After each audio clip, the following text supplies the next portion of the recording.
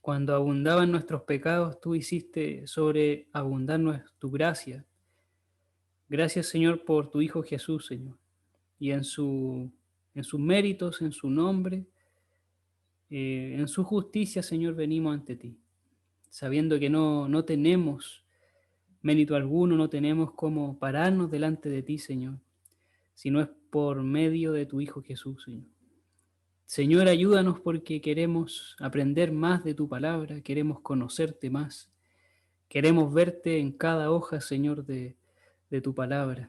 Gracias, Señor, porque podríamos haber estado haciendo cualquier otra cosa, Señor, pero tú has querido que estemos juntos y unidos estudiando tu palabra, Señor. Gracias por estos medios que nos permites desde nuestros hogares, Señor, en medio de una pandemia, poder seguir estudiando tu palabra. Gracias, Señor, por el culto de la mañana. Gracias porque pudimos tener un hermoso culto, una maravillosa exhortación de tu palabra y pudimos hacerlo con paz y tranquilidad, Señor. Ahora permite, Señor, que tu Espíritu Santo nos asista también en esta hora para poder comprender tu palabra y para poder eh, tomar todas las cosas necesarias para ponerlas por obra. Te lo suplicamos, Señor, en el nombre bendito de tu Hijo Jesús. Amén. Bien, hermanos, le pido a mi hermano Alejandro si me puede habilitar el compartir. Vamos a compartir la presentación del día de hoy de el libro de Habacuc. Libro de Habacuc. ¿Cuántos de ustedes, hermanos, conocían este libro antes? ¿Cuántos de ustedes lo habían leído?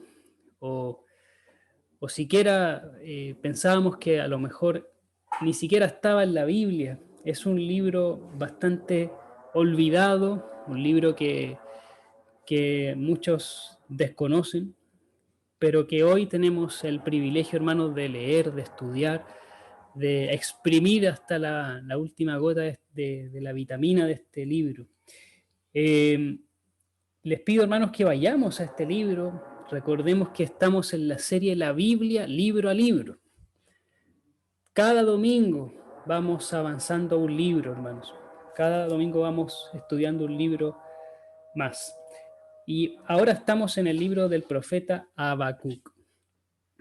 Hay una de las declaraciones que utiliza la palabra de Dios en el Nuevo Testamento, que es citada desde el libro de Habacuc, y que después ustedes me podrán decir cuál es.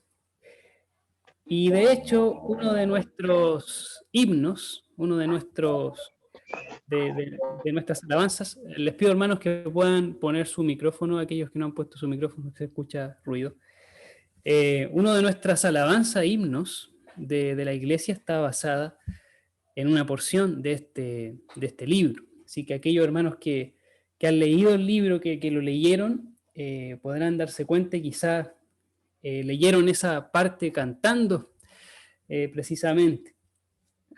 Y bueno, hermanos, vamos a comenzar la clase del día de hoy, primero mencionando los objetivos. ¿Cuáles son los propósitos que tenemos el día de hoy? Bueno, primero, conocer las características del libro de Habacuc, abordar las claves y los retos de interpretación y entender el rol que tiene este libro en la historia de la redención. Al finalizar la clase, hermanos, los pastores y maestros han dispuesto que nos quedemos unos minutos para poder responder algunas preguntas de esta misma clase, para que podamos repasar en el mismo momento. Así que si usted desea participar, tome nota, vaya, digamos, recordando las cosas que vamos viendo en esta clase, porque al finalizar vamos a hacer algunas preguntas de repaso de la misma clase, después de la transmisión, para que si alguno quiere participar, que no se sienta cohibido de hacerlo, hermano. Así que partimos primero recordando que Estamos en una sección de los libros de la Biblia.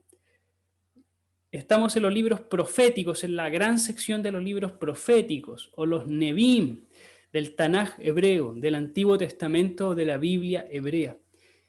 Y dentro de esa sección de los libros proféticos hay una subsección, un apartado llamado los 12. Y este apartado contiene 12 libros que van desde Oseas hasta Malaquías. Y estos 12 libros también, en la Biblia en castellano, en las divisiones de la Biblia castellana, aparece como la categoría de los profetas menores. Y no se llaman profetas menores porque sean profetas de segunda categoría o de menor importancia, o que su profecía era de menor relevancia respecto de los otros profetas. No, se refiere a la extensión. La extensión del contenido de los 12 libros es menor a la extensión del contenido de los profetas mayores, es decir, Isaías, Jeremías, Ezequiel, Lamentaciones y Daniel. Si ustedes toman esos 5 libros, se darán cuenta de que son mucho más extensos, tienen más páginas que los 12 libros de los profetas menores. Recordando esto, hermanos, vamos a tierra derecha, como se dice. Habacuc, el libro de Habacuc. Viene del hebreo Habak, el nombre de este libro. Y Habak es un verbo que significa abrazar o abrazo. Y Habacuc es una conjugación de ese verbo que significa cálido abrazo. Cálido abrazo. Es como ese abrazo que nos queremos dar en este tiempo, pero estamos impedidos. Es un cálido abrazo. Habacuc significa eso. Y si bien el contenido del libro no parece conversar mucho con el nombre de Habacuc, me gusta mucho un comentario introductorio que hace la Biblia Herencia Reformada sobre este libro. Dice que Habacuc finalmente termina abrazando las promesas de Dios, abrazando a Dios y su palabra. Porque en este libro se va a ver algo muy particular dentro de la vida de los profetas, que es que los profetas comparten la carga de Dios en el dolor por el pecado. Y menciona un proceso que va viviendo este profeta a lo largo de su vida y de las oraciones que va emitiendo hacia Dios. Entonces, tomemos en cuenta este nombre, cálido abrazo. ¿Quién escribió Habacuc? Bueno, el capítulo 1, verso 1 dice la profecía que vio el profeta Habacuc. Esta profecía se le revela a este profeta Habacuc. Más allá de que se llame Habacuc, no sabemos más. No hay más información al respecto. Algunos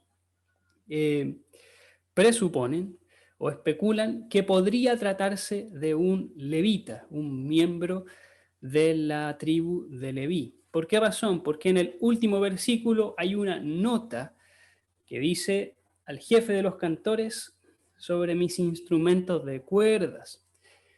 Y los levitas tenían esta función, la función de la adoración en el templo.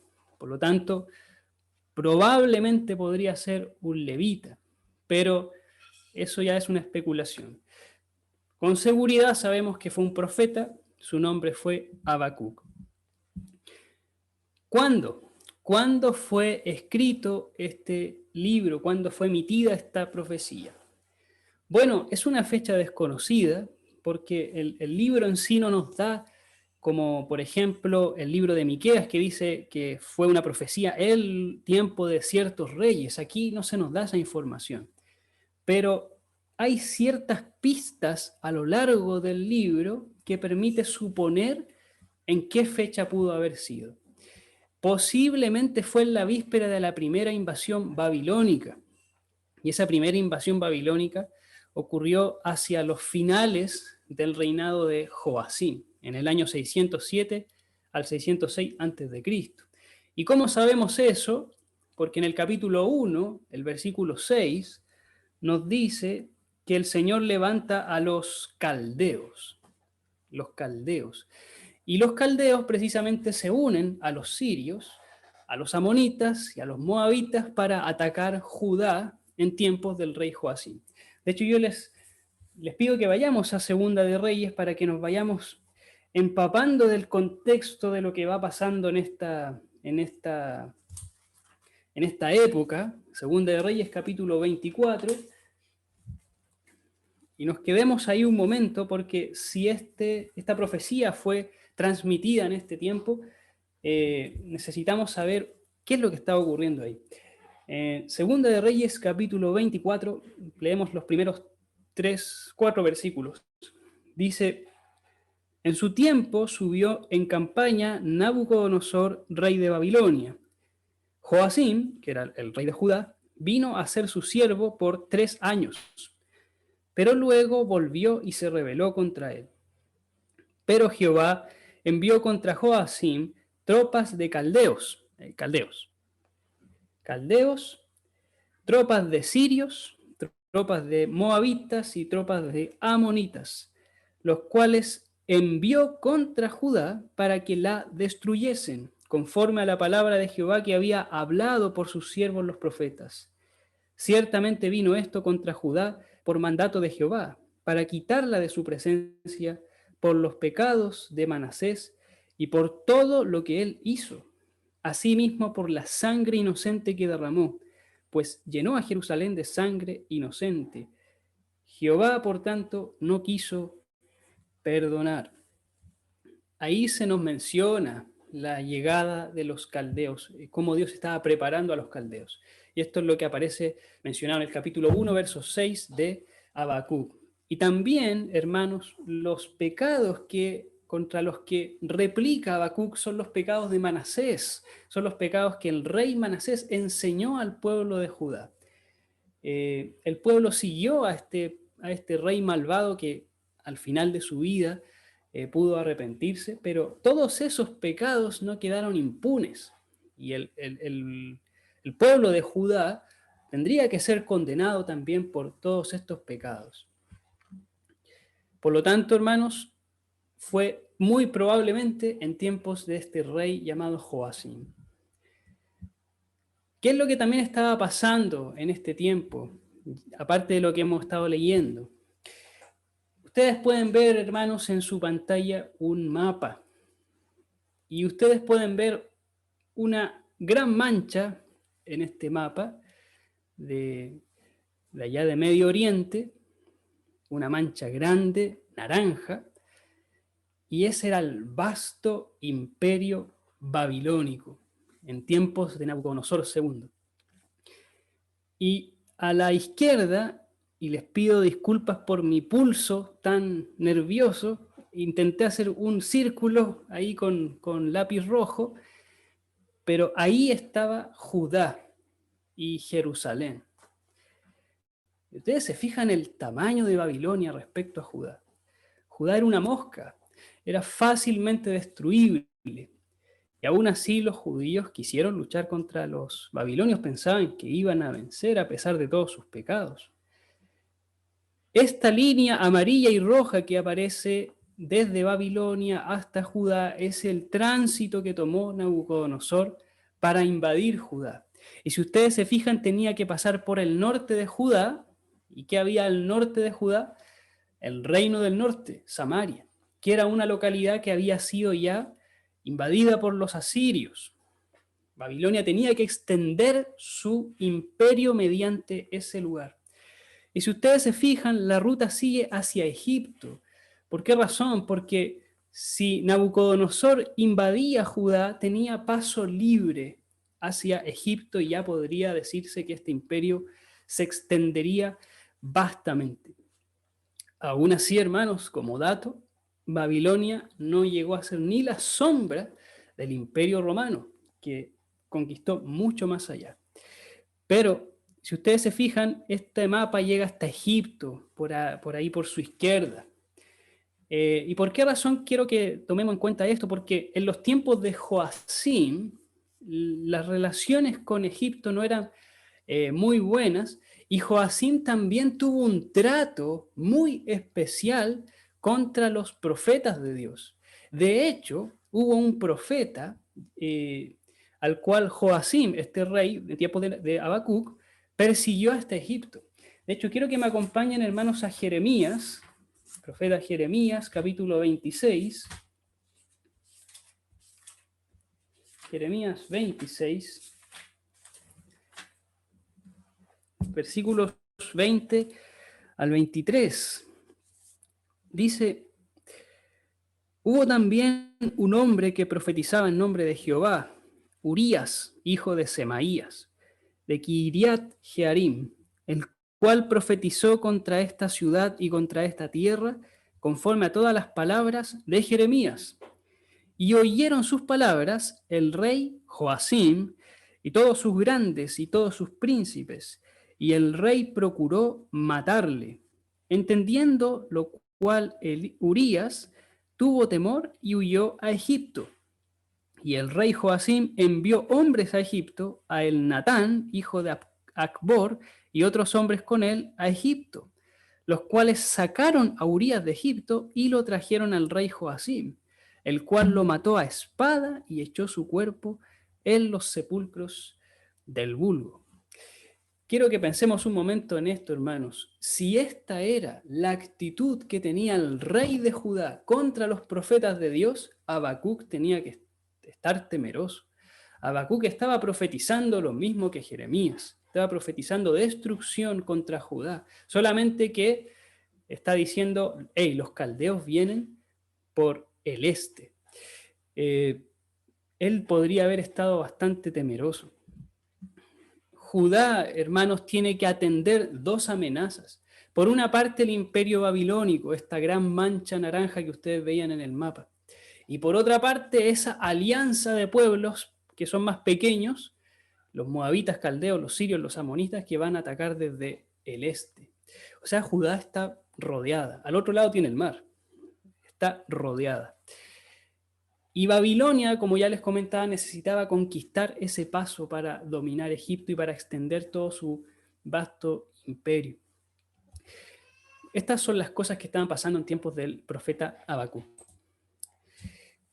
¿Qué tema, hermanos, nosotros podemos ver en el libro del profeta Habacuc? ¿Cuál es el corazón del libro si nosotros pudiésemos resumirlo en 2 o 3 palabras? Bueno, ese lema es vivir por fe. Eso nosotros lo tenemos en el capítulo 2 de Habacuc, el versículo número 4. En el capítulo 2, versículo 4 de Habacuc, dice: he aquí que aquel cuya alma no es recta se enorgullece, mas el justo por su fe vivirá. Esta es una frase muy significativa, hermanos, en el libro en sí, porque marca un punto de inflexión en la vida de este profeta. Antes de esa frase, Habacuc había pronunciado 2 quejas a Dios. Y luego de esa frase, Habacuc simplemente escucha. Y después, en el capítulo 3, ora. Ora en virtud de esa gran verdad.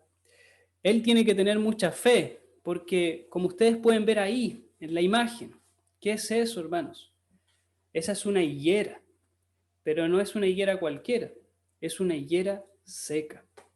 Eso es lo que dice el capítulo 3, 17, que aunque la higuera no florezca ni en las vides haya fruto, aunque falte el producto del olivo y los labrados no den mantenimiento y las ovejas sean quitadas de la majada y no haya vacas en los corrales, con todo yo me alegraré en Jehová y me gozaré en el Dios de mi salvación.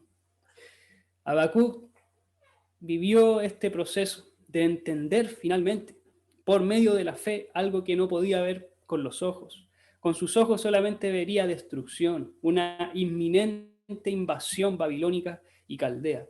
Pero con los ojos de la fe, así como Abraham, con los ojos de la fe, él pudo ver a su Dios en quien se gozaba. ¿Qué propósitos también podemos ver en este libro, hermanos? Siempre tenemos 3 propósitos. teológico, histórico y pactual. El propósito teológico, comprender que Dios ejecutará su justicia en su debido tiempo. Fíjense lo que dice el capítulo 1, versos 12 y 13 respecto de Dios, que es lo que dice Habacuc sobre Dios. Él le dice: Jehová, Dios mío, santo mío. Dios es santo. Y en el versículo 13 dice: muy limpio eres de ojos para ver el mal, ni puedes ver el agravio. Dios es tan santo, tan limpio, que no puede recrear su vista en la maldad. Él no es como nosotros. Él es muy limpio de ojos para poder ver esa maldad.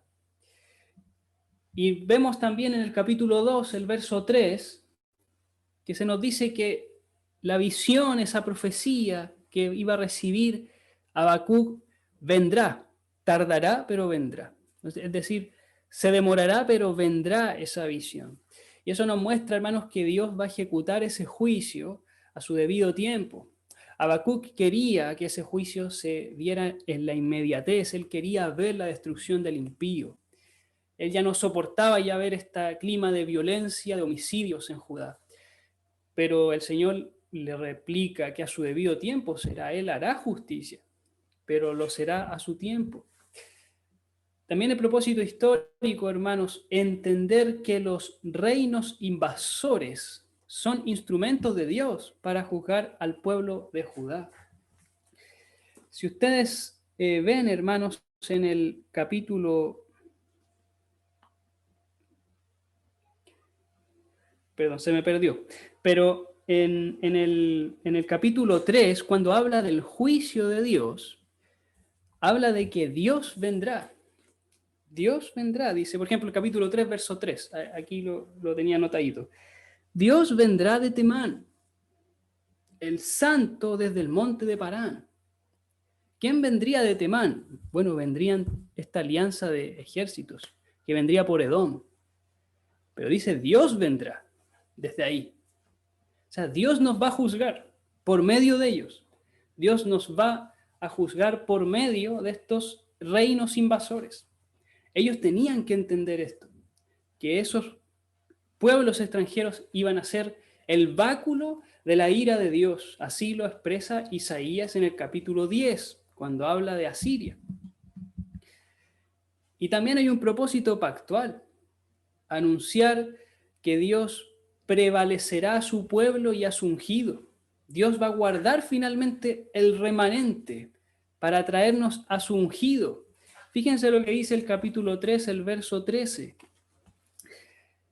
En medio de todo el juicio, él dice, saliste para socorrer a tu pueblo, para socorrer a tu ungido. Esa palabra ungido significa a tu Mesías, a tu Cristo en términos griegos. El Señor está prevaleciendo a su pueblo, está manteniendo a su pueblo en código de Abraham, de la promesa de Génesis 12, Él está manteniendo esa bendición para todas las familias de la tierra. Él está prevaleciendo a su ungido. Y lo hace porque el Señor es fiel a su pacto. Él ya ha pactado algo. No es el fin de Judá, lo que quiere decir Habacuc, no es el fin de Judá. Tiene que existir Judá todavía, su remanente, para que venga el Mesías. También, hermanos, tenemos estos resúmenes gráficos que con mucho cariño, hermanos, hacemos con pastores y con mi hermano Pablo, que nos permite tener un diagrama a grandes rasgos de las divisiones que hay al interior del libro. Y nosotros podemos dividir este libro en tres grandes partes. Primero, hay un diálogo entre Habacuc y Dios. Después hay un segundo diálogo entre Habacuc y Dios. Y después hay una oración final que está en el capítulo 3. Ahora, en el primer diálogo, ustedes se fijan, los primeros 4 versículos, está la primera queja de Habacuc. Él se queja por la violencia, dice, en el versículo 3, ¿Por qué me haces ver iniquidad y haces que vea molestia? Destrucción y violencia están delante de mí, y pleito y contienda se levantan. Versículo 4 dice, por lo cual la ley es debilitada y el juicio no sale según la verdad, por cuanto el impío asedia al justo, por eso sale torcida la justicia. Habacuc se está quejando ante Dios por que ve, digamos, la inmoralidad, la injusticia, cómo hay corrupción, y pareciera ser que Dios no hace nada. Y en los versículos 5 al 11 está la respuesta del Señor. El Señor dice, voy a enviar a los caldeos. Los caldeos, dice en el versículo 7, traerán justicia y dignidad. Justicia y dignidad. Pero luego, esta respuesta no parece satisfacer a Habacuc porque él le replica al Señor, no, Señor, los caldeos no, ellos son peores que nosotros. Ellos son peores que nosotros. Dice en el versículo 17, vaciará por eso su red y no tendrá piedad de aniquilar naciones continuamente. ¿Quién vendrá a nosotros a hacernos verdadera justicia, en otras palabras, si todos los pueblos estos son peores que nosotros? Y el Señor nuevamente le responde, capítulo 2, del 2 hasta el versículo 20. La respuesta del Señor es que aquel cuya alma, dice el versículo 4, no es recta, se enorgullece, pero el justo vivirá por su fe. Y ahí comienza a declarar una serie de amenazas de justicia, de juicio que Dios hará contra Judá. En la oración final del capítulo 3, hermanos, yo quiero que noten que hay 3 ruegos. Hay 3 ruegos en esta oración del capítulo 3. ¿Y cómo los separamos, hermanos, esos 3 ruegos? Porque si ustedes se fijan, capítulo 3, versículo 3, al medio del versículo 3, hay una palabra, dice Selah. ¿Y qué significa Selah? Bueno, ustedes recordarán el estudio bíblico de los Salmos. Es una palabra, una figura literaria que se utiliza en el lenguaje hebreo que significa interludio o pausa o respiración. Se ocupa en la poesía. Si se dan unas líneas de poesía, luego viene un interludio que puede ser musical o una pausa y luego continuamos con la poesía. Y así se dan 3 ruegos que están interrumpidos por esta pausa. El primer ruego es del capítulo 3, versículos 1 al 3. Segundo ruego toma del versículo 3 hasta el versículo 9. Y el tercer ruego parte la última línea del versículo 9 hasta el versículo 13. Y los últimos versículos, los últimos 6 versículos del libro, es la conclusión a la que llega finalmente Habacuc. Como les comentaba, hermanos, este es un proceso que también podemos ver en el profeta. Este libro, hermanos, es único en el sentido de que no expresa una profecía a terceros, si bien el pueblo de Judá le llega esta profecía, pero el libro en ningún momento narra de que Habacuc está frente a los judíos declarando esta profecía, como sí lo vemos en Miqueas, como sí lo vemos en Joel, como sí lo vemos en Jeremías. Más bien aquí se relata el diálogo, la oración que tiene Habacuc con Dios, y se relata, digamos, cuál fue el resultado de todo eso. Y vemos este proceso en el sentido de que el profeta también comparte la carga por el dolor del pecado del pueblo. Este profeta tiene una especie de punto de inflexión en el capítulo 2, como yo les decía, de pasar de la queja, de estar quejumbroso respecto a mirar todo esto, a entender finalmente que Dios tiene un propósito detrás de todo esto. Y eso es lo que quiero mencionarles cuando veamos estos tópicos, porque en el primer diálogo Habacuc se caracteriza por que no comprende el silencio de Dios, que pareciera que Dios ha abandonado su trabajo, que Dios ha dejado al mundo hacer y deshacer lo que quisiera y no hay justicia final. Y ante eso Dios le responde de que juzgará a Judá por medio de los caldeos. Y en el segundo diálogo, él expresa estar desconcertado por el estado final en que quedará Judá, porque dice, los caldeos no traerán esa justicia, ellos son peores que nosotros. Y el Señor le responde con 5 ayes que están en el capítulo número 2. 5 ayes. Si ustedes se fijan, capítulo número 2, versículo 6, dice, ¿no han de levantar todos estos refrán sobre él y sarcasmos contra él? Dirán, ay del que multiplicó lo que no era suyo. Ahí hay un primer ay. Luego, versículo 9, ay del que codicia injusta ganancia. Segundo ay.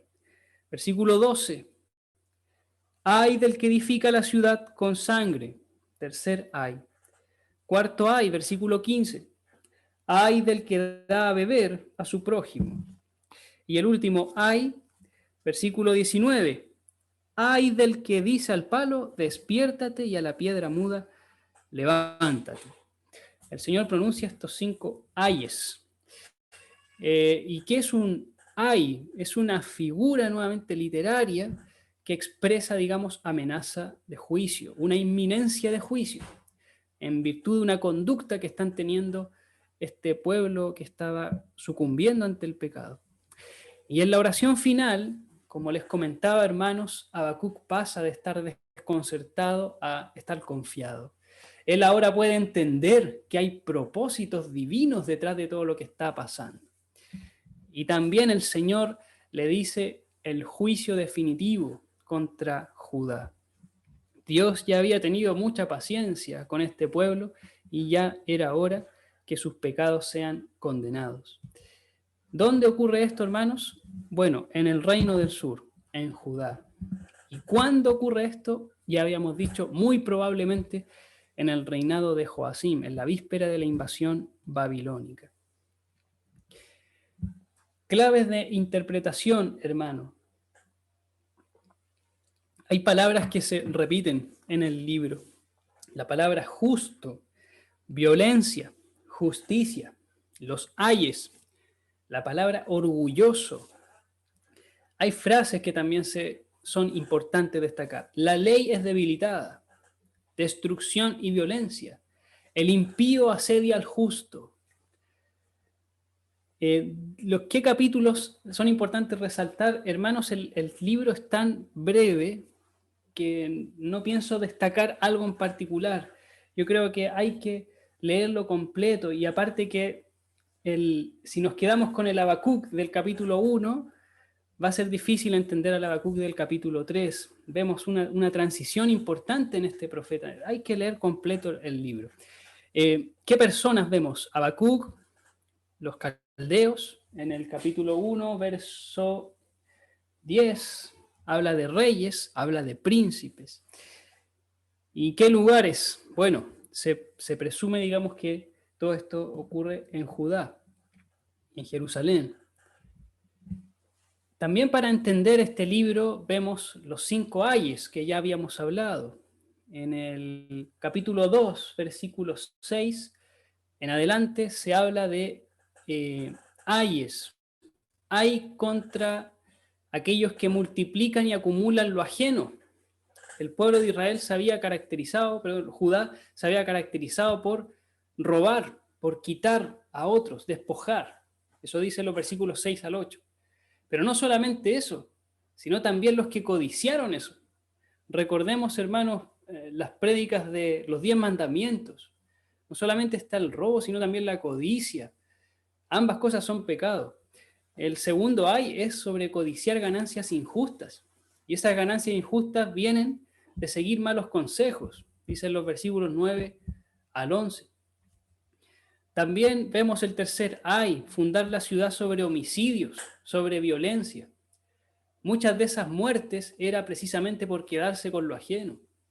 Mataban al pobre, mataban a la persona que no podía defenderse. El cuarto ay, hacen caer al prójimo. El Señor Jesús dijo que ay del que hace caer a su hermano. Sería mejor que se le atara una piedra de molino a su cuello y ser arrojado al mar. Es el mismo ay que aparece acá. Ay de los que hacen caer a su prójimo, hacen caer a su hermano, hacen beber a su hermano para que se emborrache.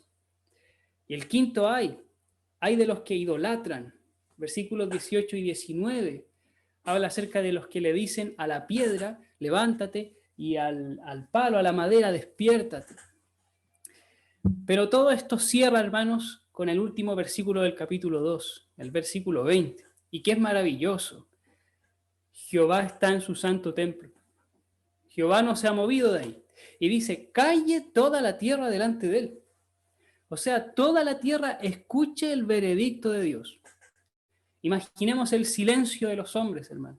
Todos escuchando la voz de Dios, aclamando este veredicto, este juicio, esta condena contra Judá.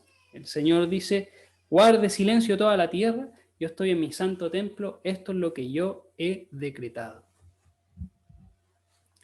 También vemos 3 ruegos, hermanos, en el capítulo 3. En los versículos 2 al 3 se representa a los pueblos que vendrán a invadir Judá desde Temán como Dios mismo ejecutando el juicio. Dios ocuparía a estos pueblos para juzgar a Judá. El segundo ruego, el juicio de Dios se representa en catástrofes y hecatombes de la tierra. Si ustedes ven, capítulo 3, versículo 4 en adelante dice, el resplandor fue como la luz, rayos brillantes salían de su mano, y allí estaba escondido su poder. Delante de su rostro iba mortandad, y a sus pies salían carbones encendidos. Se levantó y midió la tierra, miró e hizo temblar las gentes. Los montes antiguos fueron desmenuzados, los collados antiguos se humillaron, sus caminos son eternos. ¿En qué otro lugar, hermanos, de la Biblia hemos visto eso? En el monte Sinaí. Lo vimos cuando Dios entregó la ley.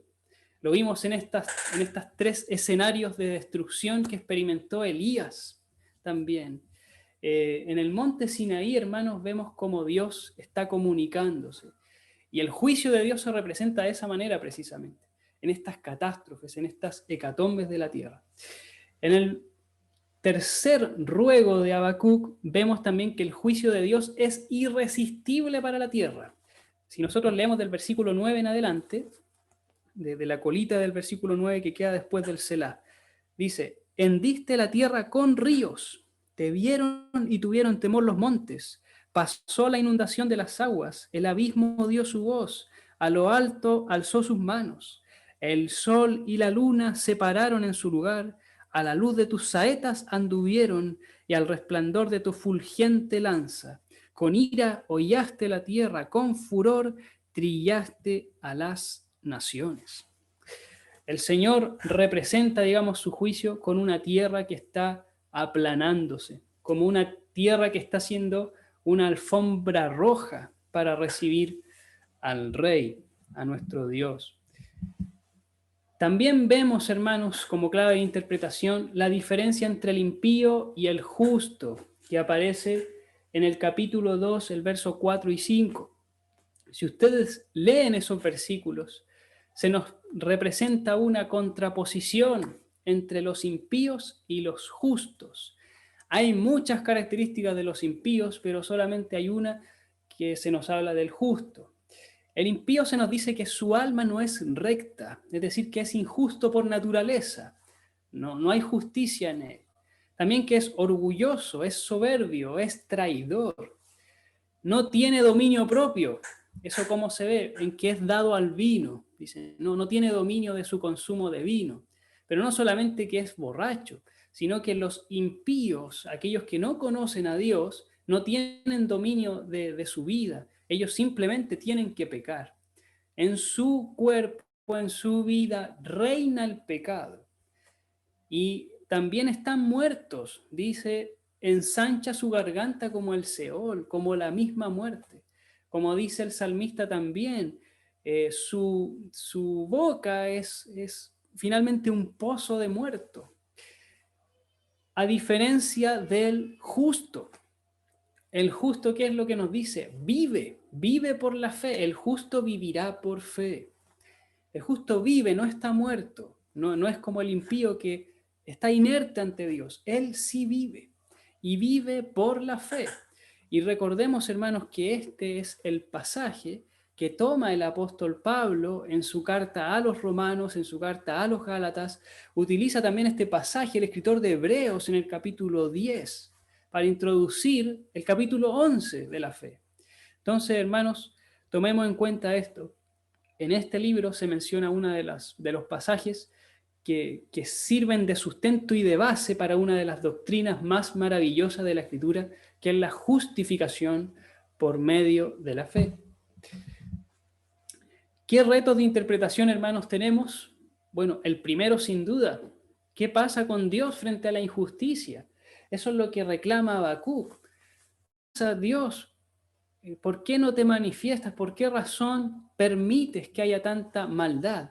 Ustedes han visto, hermanos, los noticieros, cómo hay delincuentes que en una persecución salen en su vehículo, los policías tratan de agarrarlos, les disparan, su vehículo choca frente a un poste, pero ellos quedan ilesos. Después se bajan y corren, como si no hubiera pasado nada.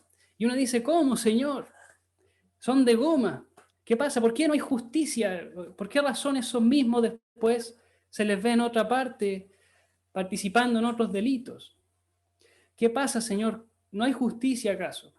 Bueno, el Señor en este libro nos enseña que sí habrá justicia. La habrá en este mundo y la habrá en el porvenir también. El Señor dice que sí habrá justicia, solamente que esa justicia debe estar en los tiempos de Dios. Y también tomemos en cuenta, hermanos, que cuando nosotros pedimos por justicia de Dios, eso también puede caer sobre nosotros, porque nosotros también merecemos ese juicio, solamente que hemos sido librados por Cristo. Cuando nosotros rogamos por justicia, también tenemos que mirarnos a nosotros mismos. Y aquí viene la siguiente pregunta: si es un pecado quejarse ante Dios al ver la inmoralidad. Es decir, ¿es un pecado quejarse ante Dios? Cuando yo veo toda esa injusticia, Habacuc estaba pecando al tener estas quejas ante Dios. Y la respuesta es sencilla, hermanos. Es un pecado si esa queja solamente queda en la queja, si no logra ver el propósito de Dios finalmente. Si nosotros nos quedamos solo en la queja, sin duda es un pecado. Pero si nosotros nos desconcertamos por esa inmoralidad, pero al mismo tiempo ponemos nuestra fe en el Señor, somos sinceros ante el Señor, pero también creemos en que Él finalmente hará justicia final. ¿Qué cosas son importantes también, hermanos, en este libro? El conocimiento de los propósitos revelados de Dios evita el espíritu quejumbroso, hermanos. En el Salmo 73 se nos menciona cómo el salmista se queja de que los impíos sean prosperados y los justos sean empobrecidos. Pero él se consuela diciendo, pero el Señor me ha revelado cuál es el fin de ellos. El Señor los ha puesto en asoladeros, en esos resbaladeros los hará caer. Cuando nosotros conocemos más los propósitos revelados de Dios, menos quejas, menos un espíritu quejumbroso tendremos. Segundo, hermanos, los pecados de Judá se nos informan para no reiterarlos. En 1 Corintios capítulo 10, versículos 6 al 12, se nos habla de que todas las cosas están escritas para que nosotros no caigamos en ellas. Se nos habla de la fornicación del pueblo de Israel, de la idolatría del pueblo de Israel, de cómo ellos cayeron en rebeldía y cómo fueron juzgados, pero precisamente para no reiterar estos pecados. El libro de Habacuc es muy sincero en cómo era el estado de Judá en esos tiempos. Y es para que no caigamos en estos pecados. Dice el apóstol Pablo en el versículo 12 de 1 Corintios 10, el que quiera estar firme, mire que no caiga. También, hermanos, vemos que el Señor recuerda su piedad en medio de la ira. Y esto es maravilloso, hermanos. Aquí está la razón de nuestra salvación, hermanos, en el capítulo 3, el versículo 2 de Habacuc. dice: Oh Jehová, he oído tu palabra y temí. Oh Jehová, aviva tu obra en medio de los tiempos. En medio de los tiempos hazla conocer. En la ira, acuérdate de la misericordia. Hermanos, tenemos un Dios tan bueno que en medio de la ira recordó su misericordia. Nosotros éramos hijos de ira, es decir, merecíamos la ira de Dios. Y el Señor tuvo misericordia de nosotros. En medio de esa ira tuvo misericordia. También, hermanos, hay que tomar en cuenta que los profetas eran hombres de oración, porque dice el capítulo 1, el verso 2, cómo parte Habacuc diciendo: ¿Hasta cuándo, oh Jehová? Clamaré y no oirás, y daré voces a ti a causa de la violencia y no salvarás. Una persona que ha orado mucho puede decir eso. ¿Hasta cuándo, Señor, te pediré lo mismo? Porque lleva mucho tiempo orando. Los profetas eran hombres de oración, hermanos. Nosotros debemos ser hombres de oración. También, hermanos, debemos convertir cada afanosa inquietud en oraciones. Capítulo 3, verso 16.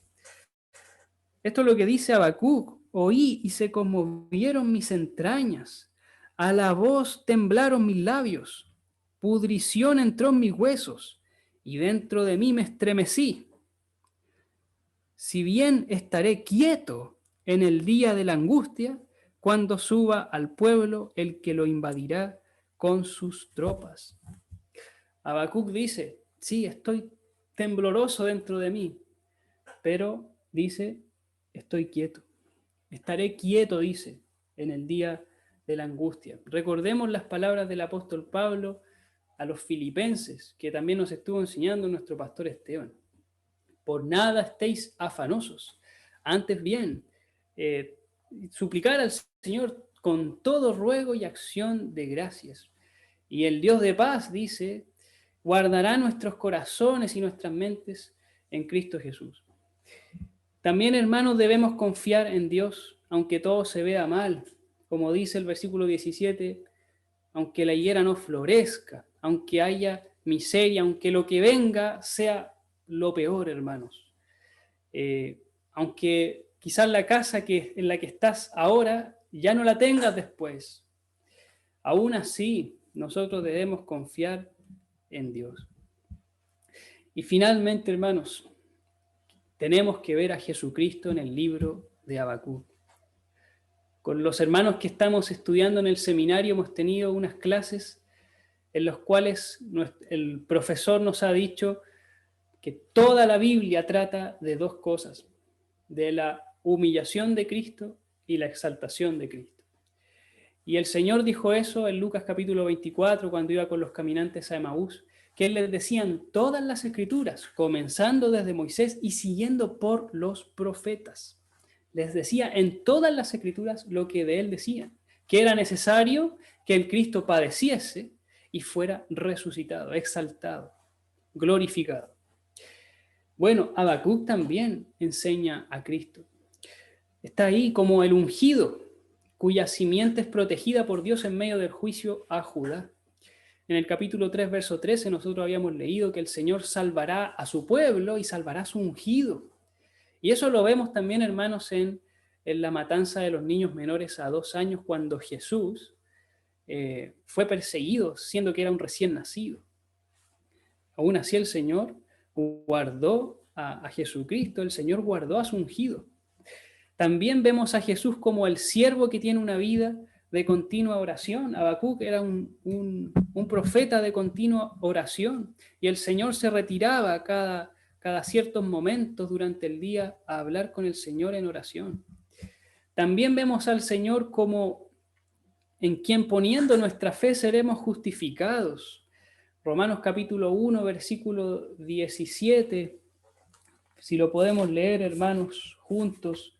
Romanos capítulo 1, 17. Dice: porque en el Evangelio la justicia de Dios se revela por fe y para fe, como está escrito: mas el justo por la fe vivirá. Mas el justo por la fe vivirá.